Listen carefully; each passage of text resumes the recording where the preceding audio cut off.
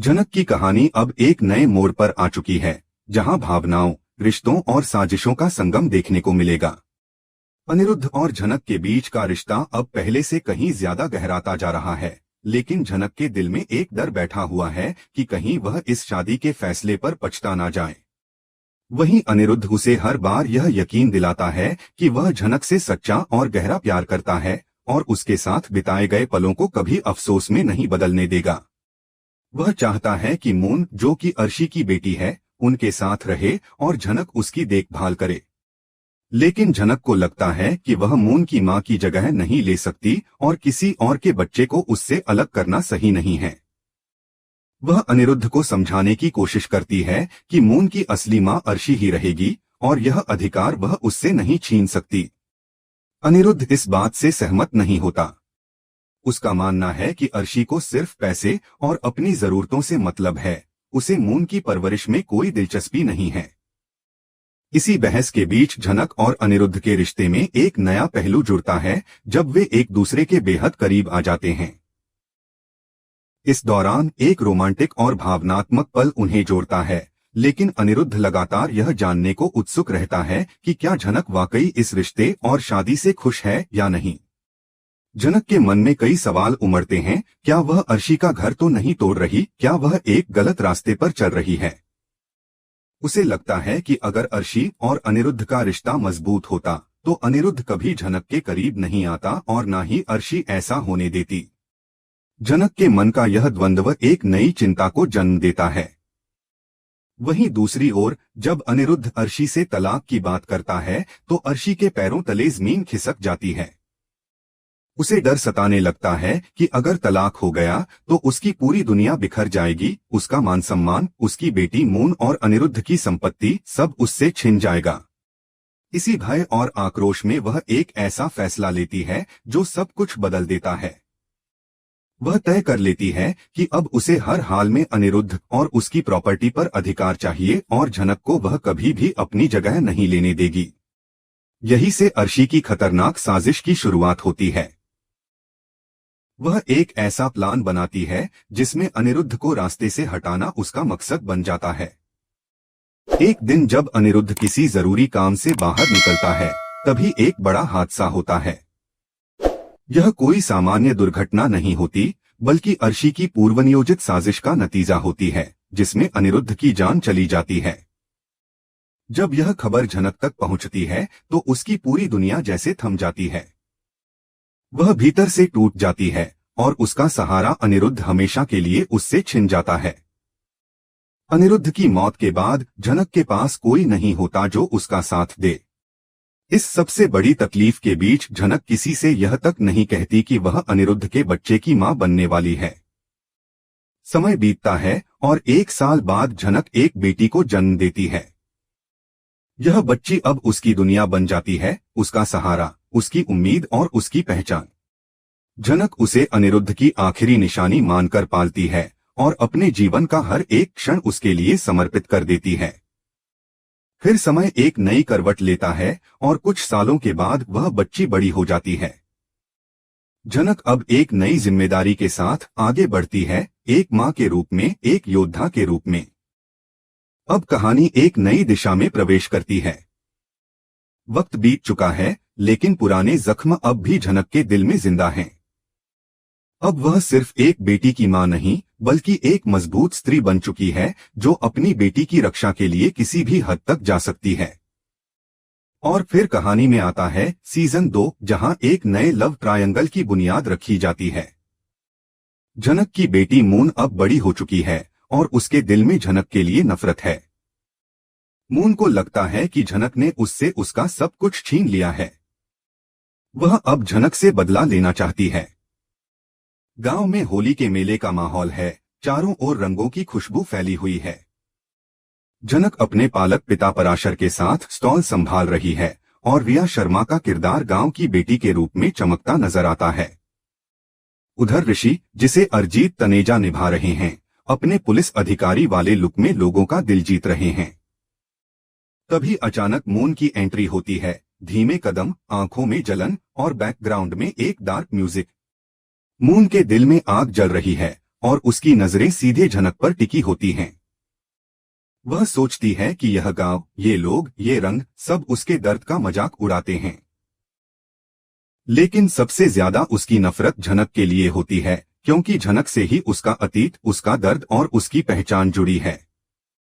Moon कभी भी झनक को ऋषि के साथ खुश नहीं देख सकती। यही से मून की प्लानिंग की शुरुआत होती है। वह झनक से बड़ी मासूमियत से मिलती है, जैसे वह उसकी बहन हो, लेकिन उसकी आंखों में सिर्फ बदले की आग होती है। उसका पहला प्लान होता है ऋषि को यह बताना कि झनक पराशर की असली बेटी नहीं है, बल्कि एक अवैध बच्ची है। दूसरा प्लान झनक पर ब्लैक मैजिक का आरोप लगाना और गांव में उसके खिलाफ अफवाहें फैलाना। तीसरा प्लान ऋषि और अपने बीच एक झूठा रिश्ता दिखाकर यह जताना कि झनक ने उनके प्यार में दखल दिया और सब कुछ तबाह कर दिया। यही से कहानी बन जाती है झनक वर्सेस मून। एक तरफ एक माँ जो अपने बीते कल को पीछे छोड़कर अपनी बेटी के लिए लड़ रही है, और दूसरी तरफ एक लड़की जो उस माँ से ही अपना अतीत छीन लेना चाहती है। दोनों की टक्कर अब पूरे गांव को हिला देने वाली है और कहानी एक रोमांचक मोड़ पर पहुंचने वाली है। ऋषि जब मून और झनक की बातें सुनता है तो उसका चेहरा उलझनों से भर जाता है। वह समझ नहीं पाता कि किस पर भरोसा करे। झनक शांत रहती है, सिर्फ एक वाक्य में अपना पक्ष रखती है, सच को साबित करने की जरूरत नहीं होती, लेकिन झूठ का रंग हमेशा फीका पड़ जाता है। और मून, तुम्हारे चेहरे का रंग अब साफ दिखाई दे रहा है। मून का गुस्सा फूट पड़ता है। वह चिल्ला उठती है, मैं तुम्हारी माँ की बेटी हूँ। तुम्हारा पास्ट अब मेरा भी है। तुम मुझसे कुछ नहीं छीन सकती, न रिश्ता, न पहचान और न ही ऋषि। तभी झनक, जिसका धैर्य जवाब दे चुका होता है, मून को एक जोरदार तमाचा मार देती है। सीन स्लो मोशन में बदल जाता है, बैकग्राउंड में तीखा म्यूजिक बजता है और ऋषि स्तब्ध रह जाता है। झनक आंखों में आंसू लिए दृढ़ता से कहती है, मून, तुम मेरी माँ की बेटी नहीं हो। मेरी माँ ने इंसानियत दिखाकर तुम्हें बचाया, पाला, पर सिर्फ मैं ही उनकी सगी बेटी हूँ। तुम्हारी ये काली सोच मुझसे दूर रखो। उसके बाद ऋषि पहली बार गंभीरता से बोलता है, मून, तुम मेरी जिंदगी का एक खूबसूरत हिस्सा रही हो, लेकिन जिस राह पर तुम चल रही हो वो मुझे मंजूर नहीं। झनक मेरा आज है और शायद मेरा भविष्य भी। यही वो पल है जब एपिसोड का अंत होता है और झनक बनाम मून की नई लड़ाई की शुरुआत होती है। अब कहानी में जो किरदार पहले अनिरुद्ध निभाता था, वही किरदार ऋषि निभाने लगता है। लेकिन दर्शकों के लिए यह सब कुछ बहुत उलझा हुआ और बेमानी लगने लगता है। एक समय ऋषि मून से प्यार करता था, फिर झनक के करीब आ गया। दर्शक सोचने पर मजबूर हो जाते हैं कि मेकर्स आखिर दिखाना क्या चाहते हैं। पहले मून को ऋषि से मिलाया, फिर झनक को उसके जीवन में डाल दिया। क्या सच्चे प्यार की कोई गहराई नहीं होती?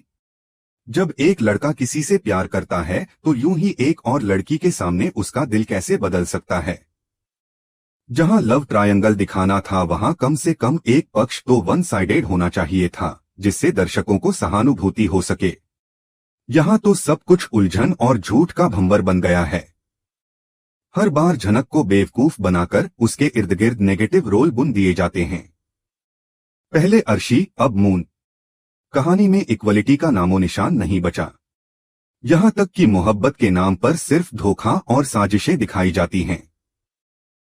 और जब मोहब्बत के रास्ते में सौतेली बहन जैसी कोई बाधा आए तो वह मोहब्बत जहर बन जाती है। फ्लैशबैक में हम देखते हैं कि झनक बार बार सोचती है कि क्या उसे अनिरुद्ध को सब कुछ बता देना चाहिए, लेकिन हर बार वह चुप रह जाती है। वह कहती है, सर जी, प्लीज एक बार सोच लीजिए। मून भी है इस कहानी में। अनिरुद्ध मुस्कुराता है और कहता है, मैं जानता हूँ तुम मून से कितना प्यार करती हो, लेकिन अब मैं चाहता हूं कि हम तीनों साथ रहें। फिर एक प्यारा सा लम्हा आता है जब अनिरुद्ध झनक को गले लगाता है और झनक की आंखों में खुशी तैरने लगती है। तभी पराशर कमरे में दाखिल होता है। वह दोनों को एक साथ देखता है और संकोच से कहता है, हम आते हैं थोड़ी देर में। अनिरुद्ध उन्हें रोकने की कोशिश करता है, नहीं, प्लीज आइए, लेकिन पराशर साफ कह देता है कि अब उन्हें शादी की तैयारियां करनी हैं। कल तुम दोनों की शादी है, पराशर उत्साह से कहता है। हमने पूरे गांव में बिना बताए बहुत धूमधाम से इसकी तैयारी की है। जनक भी अपना कर्तव्य निभाती है। मैं आपके लिए खाना बनाकर भेज दूंगी। अनिरुद्ध तुरंत चिंता जताता है, ज्यादा काम मत करना। लेकिन पराशर मजाक में कहता है, ये क्यों करेगी? हम लोग हैं ना। बस गांव वालों को अभी कुछ नहीं बताना। शादी के बाद बताना है सबको। फिर कुछ दिन तुम दोनों यहीं रहना, उसके बाद जाना। अब झनक अपने रास्ते पर चल पड़ती है, लेकिन उसका मन बेचैन है। वह खुद से सवाल करती है, कहीं मैं अर्शी दीदी के साथ गलत तो नहीं कर रही? आखिर इतने साल साथ रहने के बाद भी वह सर जी के साथ नहीं रह पाई और सर जी मुझे अब तक नहीं भूल पाए। शायद उनका अलग होना ही किस्मत में लिखा था। दूसरी ओर अनिरुद्ध बेहद खुश होता है कि वह आखिरकार झनक को अपना बना रहा है। आने वाले एपिसोड्स में एक और जबरदस्त मोड़ आने वाला है। ऋषि झनक को प्रपोज करेगा, लेकिन मून तब सुसाइड का नाटक करेगी। गांव वाले एक बार फिर झनक के खिलाफ हो जाएंगे और एक और बड़ा धमाका होगा। मून के असली बाप का राज खुलेगा। दर्शकों के मन में सवाल उठता है, ये सब हो क्या रहा है? अगर ऋषि मून से प्यार करता था तो फिर झनक को प्रपोज करने का क्या मतलब बनता है? और अगर वह अब झनक से प्यार करता है तो मून से साफ साफ ब्रेक क्यों नहीं करता? इस सब झोलझाल में सिर्फ ड्रामा रह गया है, लॉजिक नहीं। कहानी की दिशा फेक ड्रामे की ओर बढ़ रही है और यही कारण है कि दर्शकों को यह सब नकली और थकाऊ लगने लगा है। जो सीरियल एक इमोशन जर्नी के रूप में शुरू हुआ था, वो अब एक सस्ते षड्यंत्रों से भरी हुई कहानी बनता जा रहा है। अब देखना यह है कि दर्शक इससे कितनी देर तक जुड़े रहते हैं। आपको क्या लगता है? नीचे कमेंट करके हमें जरूर बताएं। आगे की अपडेट्स के लिए जुड़े रहिए और अगर वीडियो पसंद आए तो लाइक और सब्सक्राइब जरूर करें।